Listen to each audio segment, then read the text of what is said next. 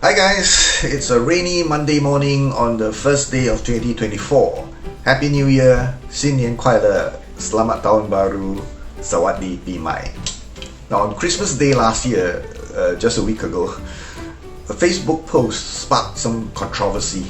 17-year-old Miss Nguyen is looking for a Singapore man no older than 35 years old and with a minimum monthly income of 4,800 Singapore dollars. Now, Miss Nguyen is represented by B&G Vietnamese Bride Marriage Agency, established by one Mr Eric Koh in 2018, aiming to help local men find Vietnamese ladies to become their partners for life. This post raised some eyebrows. Anyone not meeting the basic requirements will not even get to interact with Miss Nguyen, who will be open to marriage after she turns 18. Now, tongues are wagging in online forums, with the woke netizens labeling Miss Nguyen as a gold digger. Now, ironically, I just made a video on a self-confessed Singaporean gold digger not too long ago. Go check it out. Unfortunately, there are those who don't give a hoot to wokeness, and they pointed out that the demands made by Miss Nguyen were realistic and there is inflation everywhere. Now, Mr Koh also said this, I quote, "My intention is to help Vietnamese ladies find good husbands. There are too many of them who married Singaporeans but ended up being divorced. I want to nip this issue in the bud." And I agree with Mr Koh, who should know the main underlying reason for the failure of these marriages better than anyone else. However, it's not surprising that these agencies have been getting a lot of bad rap from the idealists. Before we slap the label of gold digger on women who set certain criteria for a marriage partner, let's be clear that this is a marriage agency. Now, love is unconditional, but marriage must be grounded in reality. If you can't even support yourself, then by all means love all you want, but don't get married. If a Singaporean woman like Miss Gold Digger on the YouTube channel were to put herself up for matchmaking, I'm sure she will set some respectable criteria.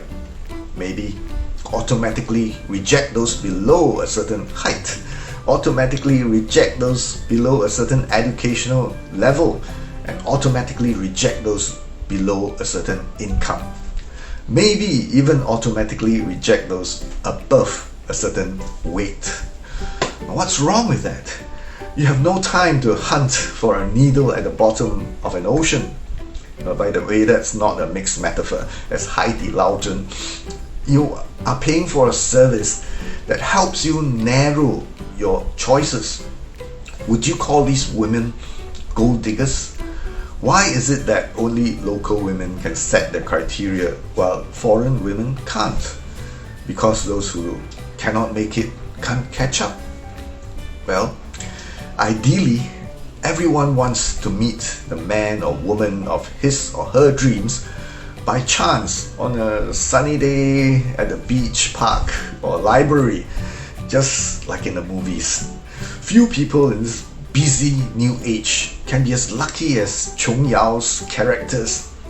Yet, people who seek help to find a life partner still get mocked, especially those who seek foreign brides. These guys are often stereotyped as losers, guys who CMI. While this may not be the case within my social circle, there are certainly guys who CMI but still want to get married. Now, these Neofen think that the Xianhua from some poorer country would want them. I remember watching one Chinese documentary on mail order brides in Vietnam. I was shocked that the awful, goofy, inarticulate man agreed to speak in front of the camera. I really pitied the Vietnamese women. Did they know what they were getting themselves into? Now, in their shoes, my family would need to be starving for me to consider marrying one of these men. Now, over the years, the once desperate Xianhua have gotten smarter and harder to get. Income is not everything, but setting the bar a little higher should help to improve the chances of successful marriages where everybody's happy. I see the benefit as twofold. Apart from increasing success rate for these cross-cultural marriages, the stigma of marrying foreign brides can also be busted. Guys who married foreign brides may no longer be seen as losers. YouTuber Miss Gold Digger can no longer claim that men who married foreigners are losers with poor education and low income. Those who CMI will no longer be able to cure from some poorer country. They'll just have to buck up.